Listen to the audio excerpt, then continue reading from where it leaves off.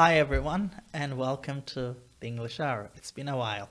So, in today's episode, we will talk about work-life balance, and I think it's an issue that pretty much pertains to each and everyone because we all work to some degree, and we all have to balance our work and business life, and work-life balance has been an important term.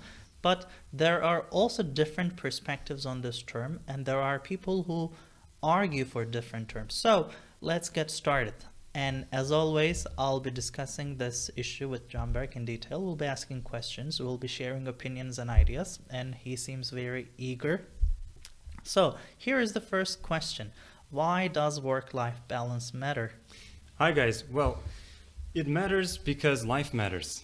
And both work and what we call life is actually social life and our personal life. So both our personal lives and social lives and our work and professional lives are important components of our day-to-day existence. And that's why we need to keep a balance between them, because both of them have demands on us. Like our family, our wives and husbands and our children have demands on us, expectations on us. We have responsibilities towards them. At the same time, our work life, our profession, our team members, our company or organization all have demands and expectations from us. So they're vying for attention, and who's going to win? Actually, nobody should win, and there should be some balance. That's the reason why it's important. So your take is basically it's about responsibility. That's right. There are two parts to our lives, our work and our personal lives, and we need to somehow balance those two because they are different spheres of responsibility, and you cannot really ignore or disregard any of them. And this is interesting and important because, for example, this is, I think, an existential issue in the sense that sometimes people think that they can balance things. So like achieving balance, like achieving perfect balance or equilibrium. But is it really possible? Like, can a person achieve perfect work-life balance? Is that doable? Is that something viable? Or should people aim for work-life balance? What do you think? That's a great question. I think having some sort of balance, some semblance of balance is important. Is important because we see this situation in every venue in our lives, I think. There are certain things that come our way, and we need to pick and choose, we need to prioritize, and when we do that, we give preference to some things over others. For example, if you, in this case, if you want to be really successful in your job, then you're going to spend a lot of time. First of all, you're going to take full advantage of your shift, of your normal working hours. And at the same time, when emergencies happen, and almost every company has emergencies and crises, that its team members have to voluntarily intervene, and put out the fires. It's an existential matter. Yeah, and if you prioritize your work, then that's what you're going to do. And if you do that, then you're going to lose out on the opportunity to spend time with your children or your wife waiting for you at home. Maybe that hour was your special family hour, and if a crisis happens at work, then you're going to have to attend to that if your priority at that time and space is your company and is your work. So balance is needed. So I think aiming for balance is a good idea, because if you don't aim for balance, then mentally it's really difficult to pay attention to things that kind of veer into the background. That's because true. your family can really, it's really hard to forget about your family because you love them, they love you back, and you kind of meet each other's emotional needs. However, it really is easy to kind of forget about some of the small things, some of the little things that you do for each other, and that strengthens the relationship. And if those things don't exist, then the relationship can actually suffer. And that's the reason why I think, and the same goes for work as well. Like there are some little things that you do well, and when you do them well, then it is really appreciated by everybody, and it kind of gives you all synergy. So I think it's important to aim for work-life balance. However, I think there's no ideal balance. So as a human being, we need to acknowledge our shortcomings and realize that there's never going to be like 100% like perfect balance or equilibrium. However, I think this shouldn't detract from our effort, and this shouldn't deter us in our effort to actually like maintain some sort of balance, like an 80-20 rule. Like it's not 100%, but it could be 90. Yeah. Well, I guess I mostly agree because, as you said, there is never a perfect balance. And I think perfection, perfection in some faiths is reserved for God. That's right. In many faiths, I think perfection is reserved for God, and to err is human, and to forgive is divine. So, as humans, we are equipped with the capacity to fail. That's right. I'm not sure if it's a capacity, but we have that desire and that inclination to fail at times, and we're not perfectly reasonable. We're not perfectly balanced. So, as you said, it's important to strive for balance, because without a structure, without an organization, without certain deadlines and certain limits, people can really move in different ways and not have any structure and feel lost. So achieving for some sort of balance, I think, definitely helps.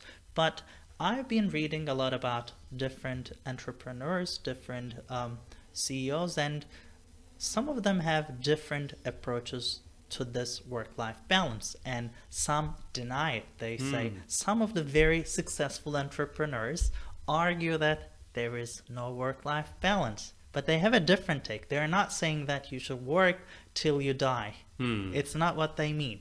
For example, some of them call this work-life integration.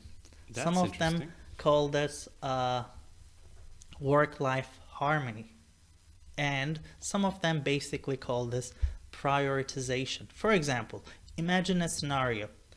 A successful entrepreneur is trying to launch a new product, and maybe 2 or 3 months will be very intense, and he or she has to spend a lot of extra hours in the office. But this is not a lifestyle, but for that given time period, that person has to basically defer work-life balance, because it's not something you can do in that very intense period. So the person knows it, the person goes in 100%, gives all his or her effort, gives everything, and then achieves a very specific output and feels happy and satisfied because that person, that entrepreneur, is able to complete that project in that time period. It's true that the person had to make some sacrifices. Maybe he or she was not able to spend a lot of time with family, or maybe he or she was not able to sleep well or eat healthy.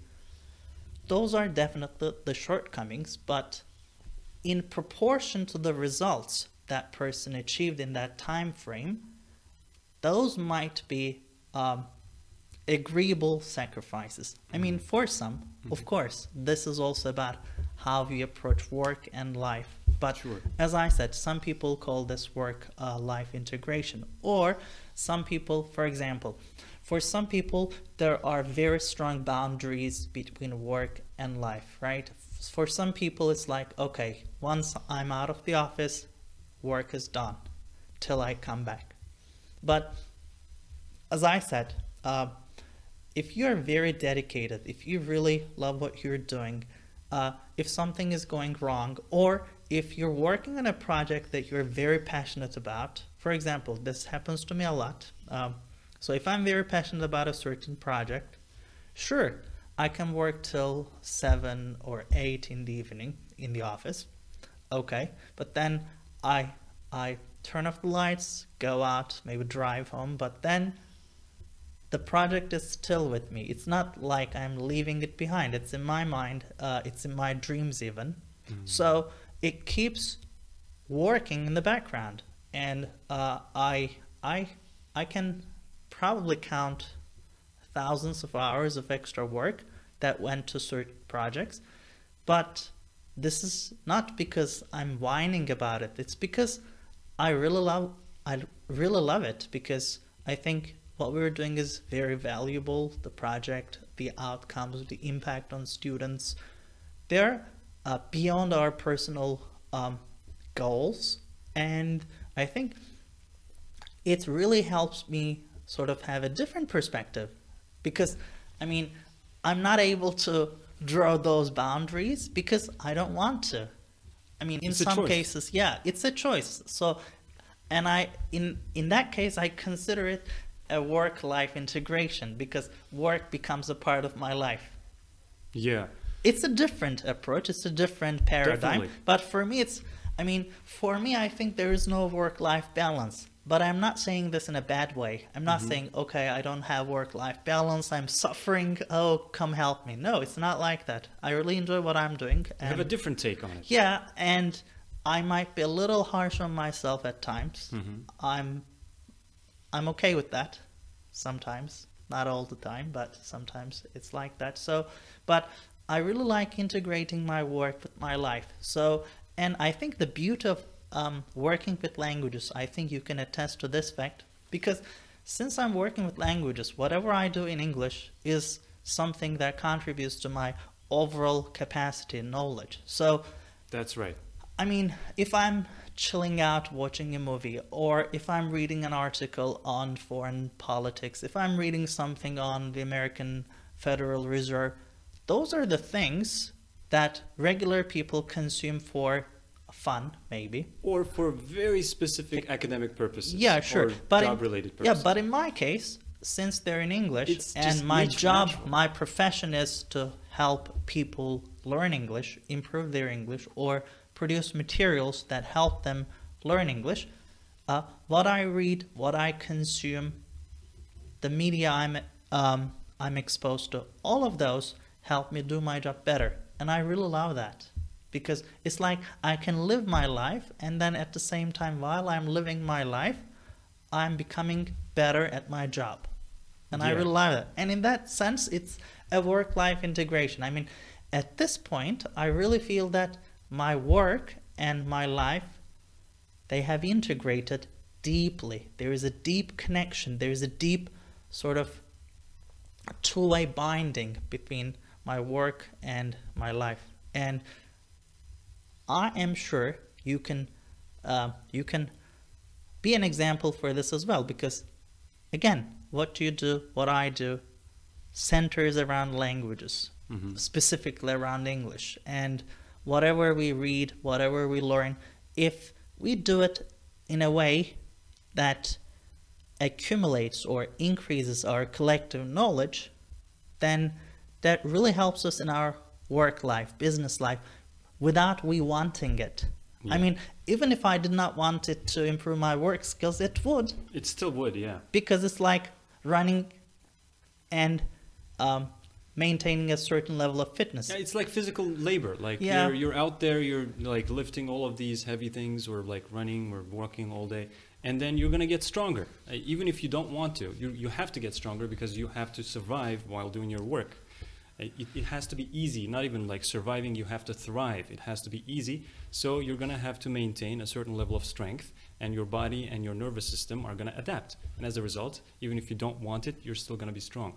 And I totally agree with the idea that our lives, our social and personal lives and personal goals at the same time, feed our professional lives and goals, and vice versa. I totally experience what you just said. It's like being a linguist is such an It's a gift. incredible thing. Like, I totally agree. It's beautiful. And I'm sure everybody from all walks of life can find things to enjoy and be grateful for in their profession, and that's great. I'm very happy. Like, an engineer can say like, oh my God, engineering is like the best thing in the world. I totally agree with this person, no problem. But being a linguist, it's like, if you understand the specific advantages of your own profession, then you appreciate it more. Well, being a linguist is like being a diplomat, in the sense that you have experience of both your home culture, of your original culture, and also the foreign culture in which you operate. Because as a diplomat, you're living in a foreign country, you interact with the people of that country, and you understand the cultural codes of that nation and of that society. And you are actually bilingual in a sense, culturally bilingual. So being a linguist and being a diplomat are very similar, and just like that, a diplomat is a very knowledgeable person, and actually being knowledgeable and having life experience is a part of the job description for a diplomat. And just like that, it is the same for being a linguist. So I agree with the idea that work-life integration is a great term to conceptualize our position, for example, our profession. At the same time, work-life balance, the idea of work-life balance is never 50-50 for me. Sure. I totally understand that there can be different weightings, there can be different prioritizations at times. So it could be 40 to 60, it could be like 30 to 70% sometimes. One of these components can be emphasized at the expense of the other, sometimes it has to be. But I think what I understand from work-life balance or work-life integration is that you are aware of those arrangements and you adjust accordingly. Like if you are doing a 40% to 60% in terms of work-life balance, if you're emphasizing your work and you're spending maybe less time with your family, or like your social life is kind of taking a back seat, then after that initial phase of the project is over, you're going to make some adjustments, and maybe you're going to emphasize this time around, you're going to emphasize your family more so that you can keep everything healthy and functioning well. That's the idea of work-life balance, being aware of these choices that you make, these decisions that you make, because making decisions is one of the most empowering things for a human being. It's a great force in our social lives, personal lives. So I think being aware of your decisions in terms of work-life balance can really improve you as a person and help propel you towards your goals. I mean, I definitely agree. And I think the idea of balance also brings up the issue of sacrifice. So, for example, I think balance, I mean, in a personal sense, balance or trying to strike a certain sense of balance helps me put things in perspective. So what do I mean by this? Well, for example, if I'm having a very busy week at work, but I also know that I have to set aside time for my family, that forces me to reconsider my duties, like to reconsider my life and weed out the things that don't really matter. For example, I mean, I don't watch TV, but say if I was someone who was watching a lot of TV and if I was trying to ensure work-life balance, and in a busy week I would have to get rid of that time set aside for TV, because I would say, okay, TV doesn't matter, like my family is more important, so let's try to spend conscious time with my family and so that I can be present with them. So trying to strike a balance, I think, also makes you a more conscious person, because you have to, because you said, as you said, it's about decision making, and in order to make good decisions, you have to consider all or most of the parameters. You have to consider the context, the actors, the outcomes, and the expectations. And in that case, in that sense, it helps you to really put your life in perspective and get rid of things that don't really make a meaningful impact on your life. For example, at a personal level, I'm trying to eliminate things that don't add value to my life. For example, I don't really like small talk. I mean, I like deep, meaningful conversations. Small talk isn't really for me. Or I don't like, spending time with hundreds of people, but having superficial conversations. That's not my cup of tea. Yeah, so traditional parties are a no-go. No. I mean, if I don't see real value both for myself and for the other person, I don't really commit to it, because I know my life and my time and other person's time is better spent on something else. So in that sense, work-life balance, I think, helps you become more aware of your time and of your responsibilities. And here are some interesting questions that we might address. And for example, this one is interesting, the one about approaches to work-life balance at different ages. Mm-hmm. I think it's an interesting question, because age can definitely have an enormous impact on work-life balance, because I guess at an early age, when you're younger, you're trying to work more because you're trying to sort of maybe invest in your future. That's and right. you have the energy and the motivation. So you're trying to build a strong foundation for the future. And then as time goes by, maybe your not maybe mental, but physical health or physical power sort of deteriorates or goes down the hill bit by bit. And later in life, you might not really focus on work-life balance. You might be more focused on making plans for retirement. That's right. Yeah. Your responsibilities evolve, and as a result, this balance also has to adapt to that. Maybe in your 20s you were part of a small family, but then in your 40s and 50s maybe you have grandchildren. So That's right. it's an entirely different context. And another point that is mentioned in these questions is the importance of fulfillment, emotional needs, selflessness, and family. So I think we talked about the family part. Family matters because it's probably at the center of our lives. Yeah, and related to these concepts, I think it's important to ask the question, why do you want to actually establish work-life balance or work-life integration? Like the first question that we asked was, should we aim for balance? Is there a balance, or should we reframe the question? That was the first approach. Yeah. I think that now this is also another important facet of the same conversation. Why do you want to achieve balance if you can? Here's my answer, and this is very fundamental to human species. So the concept of balance and prioritization mainly stems from the fact that time and resources are limited commodities. They're limited resources. And as a result, in order to achieve certain goals, you have to prioritize and you have to make sacrifices. Because if everything was unlimited, if you had unlimited time, if you had unlimited resources, then maybe you wouldn't really want to make prioritization a part of your life because you would have time and resources for everything. I can always get to it when I want. Sure. That's the approach, yeah. But in human life, time and resources are limited. That's and that forces us to make trade-offs, to make sacrifices. And your decisions, my decisions, and everyone else's decisions, our decisions collectively shape our lives, right? That's right. Totally. So at the same time, I think the concept of fulfillment is also important to mention here, because just as you said, you want balance because resources are not unlimited as a human being. This is actually part of the human condition. As you said, this is very fundamental to the human species and how we live our lives. And at the same time, the question why is, it kind of gives way to an idea of purpose or an idea of goals and objectives. And in this context, I think, why do we want work-life balance? The answer to that question is fulfillment.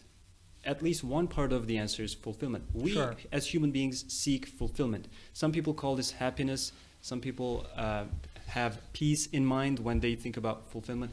And a lot of people, and some people, actually most people, don't really think consciously all the time about fulfillment. But they pursue things, and they might not be aware of how serious this pursuit is for them because they always focus on the same thing every day, and it's really very easy to lose sight of that. But everybody pursues something. Everybody's after something. We have goals, we have priorities, and fulfillment is something that happens when you have balance in your life. I think at least an idea of balance that you aspire to. When you derive meaning from your work, just as you said, and you actually are a good example of this, you try to help people, you try to solve problems, and you get a sense of satisfaction out of doing that. And you really don't trade that with anything else. I have a very practical example. So last week, we do a lot of essay feedback. So last week, Canberk completed an essay feedback session for a student who was going to submit her statement of purpose to a program abroad. And that person got accepted. That's great. That person later wrote an email saying how happy she was. And it's an enormous source of happiness because you're like, okay, we built a system, we're working as a team, and we helped this person achieve her goal. Because with her original statement of purpose, with the original piece of writing, she would have difficulty because it wasn't really up to expectations. Like, it wasn't really up to standards. Yeah. So she needed help. She needed correction. She needed revision with her writing. And the help, the guidance we provided collectively helped her achieve her dreams, start a new chapter in her life. Yeah. And I mean, when I receive such emails, when I witness such success stories, I feel an enormous sense of pride. That's right. And happiness at the same time. And it makes me believe in our work even more. Definitely. It's like we are elevating people and they're elevating us. And it's like you feel great about what you do and at the same time about what that person has been able to achieve. And it's like we rise both at the same time. It's like it's a classic, it's an epitome of a win-win situation, I guess.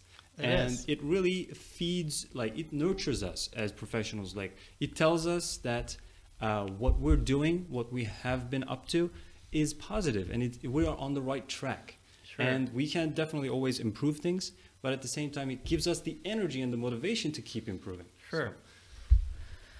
So, well, I think the fulfillment part really matters because, I mean, for most people, there are two main spheres in life, two main centers of influence, personal life and professional life. And when you can merge the two, or when you can harmonize the two in a way that complement each other, then you're off to the races. Yeah. You can do great things because, I mean, your professional life can support your personal life, and then your personal life can support your professional life. And I think a person, this is an interesting take. I was reading an article a couple of days ago about the purpose of life, and one writer said that the purpose of life is not being happy. And I was like, what? Interesting. Let's read the rest. He said, the purpose of life is being useful. Yeah, That's interesting. That strikes a chord, yeah. That's interesting because feeling happy is sort of an internal matter. Yeah. But being useful, you have to be useful to other people. So in our case, for example, when we help a student achieve her goals, like pass her exam, gain admission to a program and so on, we're being useful to that student. And being useful in that sense really makes us happy.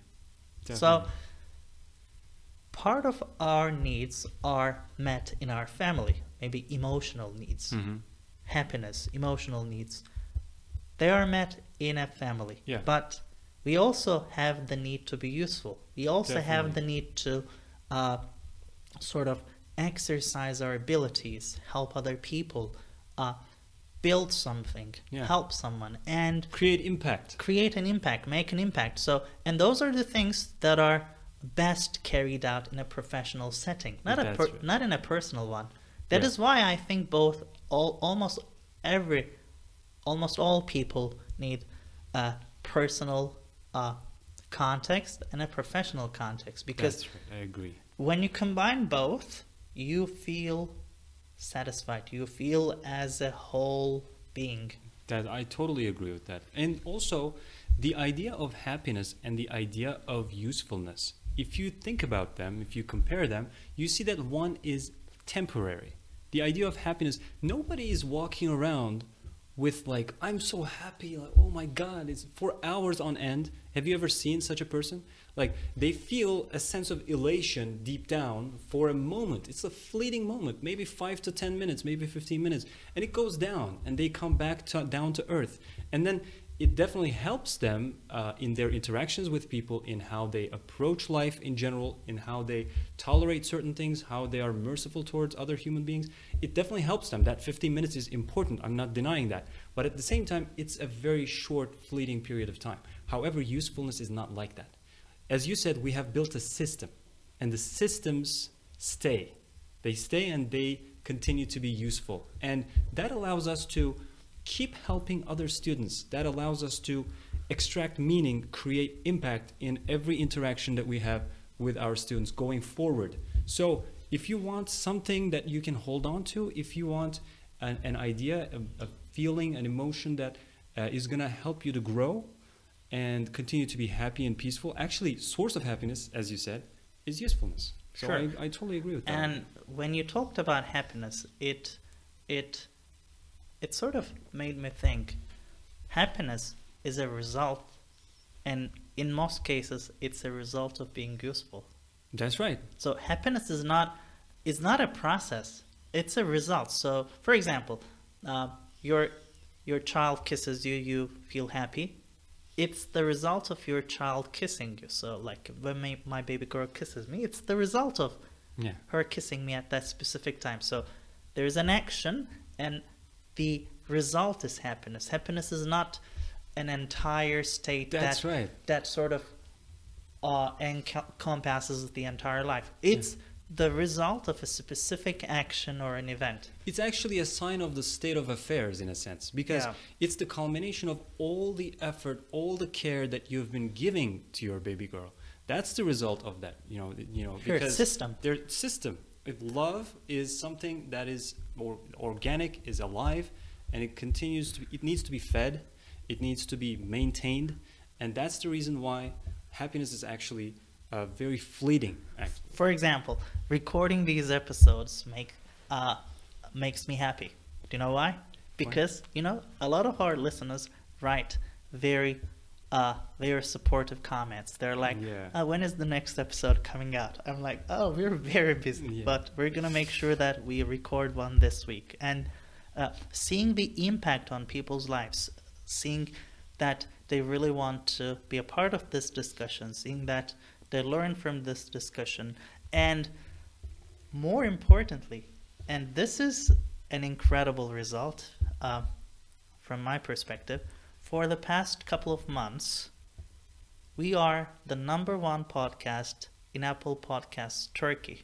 We're at the top of the charts, and it's incredible. That's great. Yeah. It's incredible because, we're a small team Yeah. doing things that are beyond our size, physical size, much beyond our physical size. So it's an enormous source of happiness, and knowing that we're able to share our experience, our opinions, our discussions with a much larger group of people, and knowing that what we say and what we discuss also resonates with our audience is really blissful. I agree. And whenever I see like İngilizce Saati or English Hour at the top of the charts, I feel a lot of pride. It's Yep. not like being boastful, and that it's a humble sense of pride, like that I experience inside. It's not like, whoa, I'm going out, we're at the top of the charts, we're the greatest. It's not like that. It's Yeah. like a humble sense of pride that I experience inside whenever I see the charts, and I really like it. And I'd like to thank the audience, Yep. you, for staying with us and lending us your ears, in Churchill's terms. Yep. Thank you, guys. Well, we're wrapping things up, and we'll see you in the next episode. Bye-bye. And bye for now.